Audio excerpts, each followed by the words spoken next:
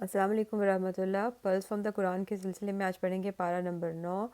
اعوذ باللہ من الشیطان الرجیم، بسم اللہ الرحمن الرحیم۔ متکبر سردار، ناپ تول میں کمی کرنا، شعیب علیہ السلام کی نصیحت کا کوئی اثر نہ لینا، نتیجتاً زلزلے نے انہیں آ لیا۔ مدین یہ جو حضرت شعیب علیہ السلام کی قوم تھی، ان کو تنگی اور خوشحالی۔ بڑے عذاب سے قبل ان حالات کے ذریعے امتحان کیا جاتا ہے تاکہ اللہ تعالیٰ کے آگے عاجزی اختیار کی جائے۔ حالت امن ایک امتحان ہے۔ امن میں ہوتے ہوئے اللہ کو بھول جانا استدراج ہے جس کی پکڑ سخت ہے۔ معجزات حضرت موسیٰ علیہ السلام، عصا کا اژدہا بن جانا اور ہاتھ کا سفید چمکتا ہوا نکلنا حق کی دلیل کے طور پر دیے گئے۔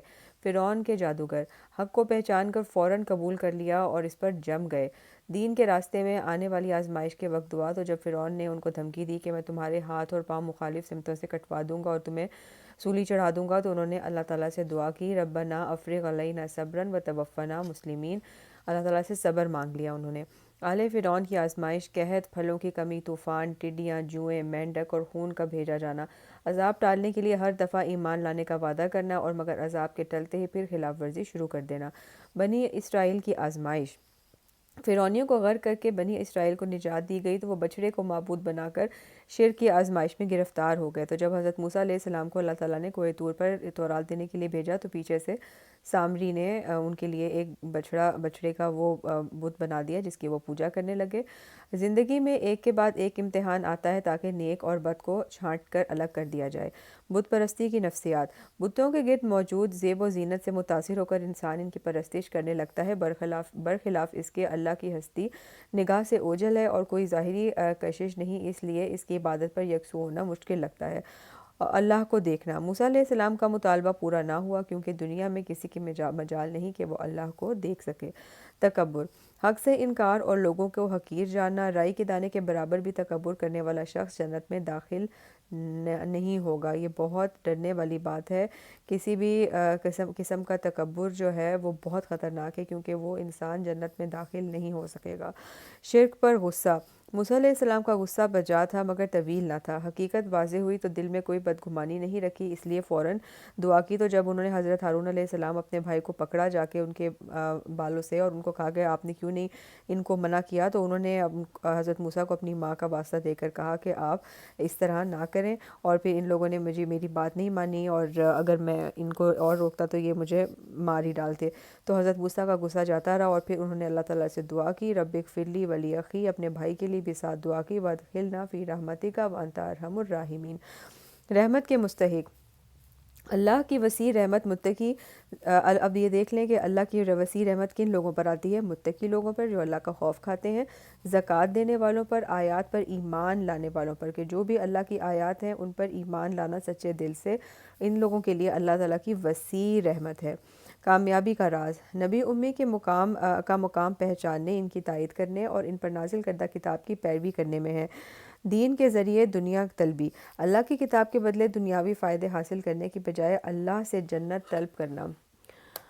کتاب کو مضبوط پکڑنا، حالات کچھ بھی ہوں اللہ کی کتاب کو نہیں چھوڑنا کیونکہ یہی ذریعہ نجات ہے، اس کے بغیر کوئی نجات نہیں ہے۔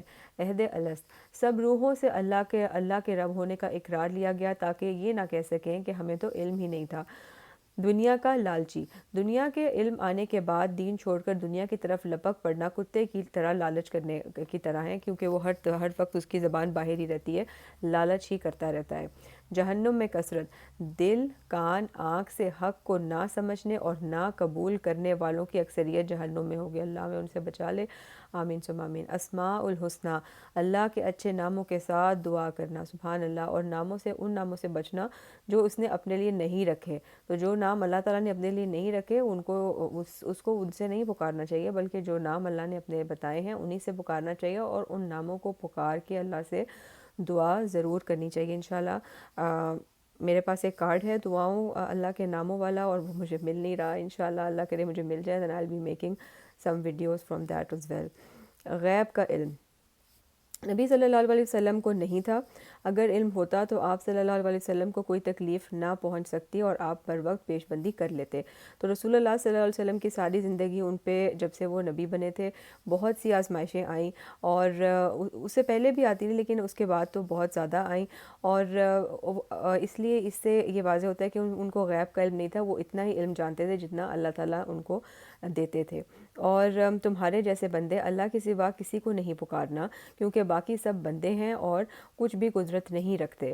تو ایاک نعبد و ایاک نستعین، اللہ کی ہی ہم عبادت کرتے ہیں اور اسی سے ہم مدد مانگتے ہیں، اور دعا بھی عبادت ہے، لہٰذا دعا صرف اور صرف اللہ تعالیٰ سے ہی کرنی چاہیے، کسی کو بیچ میں نہیں ڈالنا چاہیے۔ اللہ تعالیٰ نے قرآن میں کہا ہے کہ میرے بندے جب میرے بارے میں پوچھیں تو ان کو بتاؤ کہ میں قریب ہوں، میں پکارنے والے کی دعا کا جواب دیتا ہوں۔ سبحان اللہ، اتنا ہمارا بلند رب، اور وہ ہماری دعاؤں کا جواب دیتے ہیں۔ تو لہٰذا اللہ تعالیٰ سے ڈائریکٹ دعا مانگنی چاہیے، ان سے ڈائریکٹ اپنا ریلیشن رکھنا چاہیے کہ ہم کسی بھی وقت اللہ تعالیٰ سے کیسی بھی دعائیں مانگ لیں۔ تو ایک تو یہ بات ہوگی۔ اعراض کا طریقہ، درگزر کے ساتھ بھلائی کا حکم دیتے رہنا اور جاہلوں سے الجھنے کی بجائے اعراض کرنا۔ تو جو لوگ بھی دین کے معاملے میں بحث کرنا شروع کر دیں تو ایکچولی اگر تو کوئی سیکھنے کے لیے آپ سے کوئی سوال پوچھے تو اس کا تو جواب ضرور دینا چاہیے، جتنی بھی انسان کے پاس نالج ہو اس کے اکارڈنگ۔ لیکن اگر کوئی صرف بحث کرنے کے لیے کرے تو ایسے جاہلوں سے الجھنے کی بجائے ان کو سلام کر کے سائڈ پر ہو جانا چاہیے، بیکاز وہ کچھ لرن کرنے کے لیے نہیں آپ سے بحث کر رہے ہوتے، وہ صرف اور صرف اپنا پوائنٹ رکھنے کے لیے۔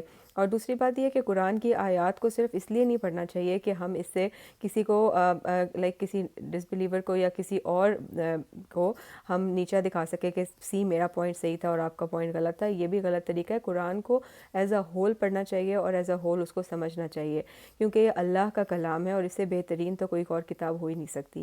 آداب قرآن پڑھا جا رہا ہو تو خاموش رہنا اور غور سے سننا۔ تو جب بھی قرآن کی کوئی تلاوت وغیرہ لگائیں تو ایسا نہیں کرنا چاہیے کہ بیک گراؤنڈ میں چل رہی ہو اور آپس میں انسان باتیں کر رہا ہو یا کچھ اس طرح سے۔ جب بھی قرآن لگایا جائے تو اسے خاموشی سے دھیان سے سننا چاہیے تاکہ رحم کیا جائے، اللہ تعالیٰ کی رحمت آئے۔ تعلقات کی اصلاح، دنیا بھر کے مال و متاع سے بہتر ہے اس لیے مال کی خاطر لڑنے سے بچنا۔ مومن کون ہے؟ جن کے دل ذکر الہی سے ہل جائیں، ایمان بڑھ جائے، نماز قائم کریں، اللہ کے راستے میں خرچ کریں۔ تقویٰ کے فائدے، متقی بننے سے دل میں میزان حاصل ہوگی اور گناہ معاف ہوں گے۔ سچا مولا اللہ ہی سچا دوست ہے، نعم المولا و نعم النصیر، کتنا اچھا مولا ہے۔ آئیے دنیا کے اس امتحان میں کامیابی کے لیے سب سے اللہ تعالیٰ کی مدد طلب کریں، آمین۔ تو یہ تھا پارہ نمبر 9، انشاءاللہ کل ہم پڑھیں گے پارہ نمبر 10۔ فی امان اللہ۔